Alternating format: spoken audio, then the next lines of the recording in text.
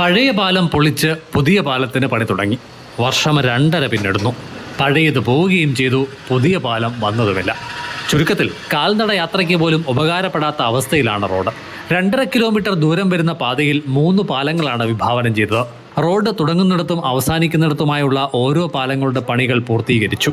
എന്നാൽ ഏറ്റവും പ്രധാനപ്പെട്ട പുത്തൻതോട് പാലത്തിന്റെ നിർമ്മാണമാകട്ടെ പെരുവഴിയിലും. 20 വർഷമായി തകർന്നു കിടക്കുന്ന റോഡ് റീബിൽഡ് കേരളയിൽ ഉൾപ്പെടുത്തി 5.5 കോടി രൂപ ചെലവഴിച്ചാണ് നവീകരിക്കുന്നത്.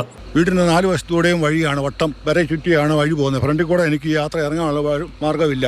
എനിക്കൊരു സ്കൂട്ടർ പോലും പോകാനുള്ള സൗകര്യങ്ങളില്ല. ഞങ്ങൾക്ക് ഒരു ആംബുലൻസ് സർവീസ് ഉണ്ട്. കഴിഞ്ഞ വെള്ളിയാഴ്ച ഒരാൾ മരിക്കാറായി കിടന്ന് ഞങ്ങളെ വിളിച്ചു പോയി. ഞങ്ങൾ കറങ്ങി കുറ്റൂർ വഴി പ്രാങ്കുണ്ട് അടുക്കൽ കണ്ടത്തിപ്പിടിക്കാൻ ചെന്നപ്പോൾ ആളിൻ്റെ പൾസ് കുറഞ്ഞു. കേഞ്ചറിയാൻ്റെ അവിടെ ചെന്നപ്പോഴത്തേന് ആളിൻ്റെ തീർന്നു. അതുപോലെ ഒന്നും മാത്രം ദുരിതങ്ങൾ അവിടെ അനുഭവിക്കുന്നത്. തുടക്കം മുതലേ മന്ദഗതിയിലായിരുന്നു പണികൾ. പിന്നീട് വെള്ളപ്പൊക്കം, മഴ എന്നിങ്ങനെ പല കാരണങ്ങളാൽ പണിക്ക് വേഗം കുറഞ്ഞു. ഇടയ്ക്ക് ആരെങ്കിലും ഒന്ന് വരും, ഒന്ന് കാണിച്ചിട്ട് പോകും, പിന്നെയും തിരിച്ചു പോകും.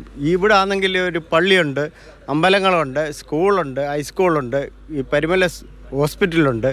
ഒരു ശവം കൊണ്ടുവരാൻ പോലും ഇത് 6 കിലോമീറ്റർ ചുറ്റിക്കറങ്ങി വേണം ഈ പള്ളിയിലോട്ട് കൊണ്ടുവരാൻ. ഈ സ്കൂൾ കുട്ടികളെല്ലാം എത്ര പേരാണ് ഇവിടെ വന്ന് വീഴുന്നത്. സ്കൂട്ടറുകാരാണെങ്കിലും ഈ ചെറിയ പാലത്തെ കൂടെ പോയി വലിയ ബുദ്ധിമുട്ട് അനുഭവിക്കുക. പാലത്തിന്റെ മേൽത്തട്ട് വാർക്കുന്ന പണികൾ കഴിഞ്ഞയാഴ്ച പൂർത്തിയായി. ഇനി അപ്രോച്ച് റോഡ് ഉയർത്തി വശങ്ങൾ കെട്ടണം. പാലത്തിന് കൈവരികൾ അടക്കമുള്ള പണികളും ബാക്കിയാണ്. ഇവ പൂർത്തിയാകുവാൻ ഇനിയും മാസങ്ങൾ തന്നെ വേണ്ടിവരും.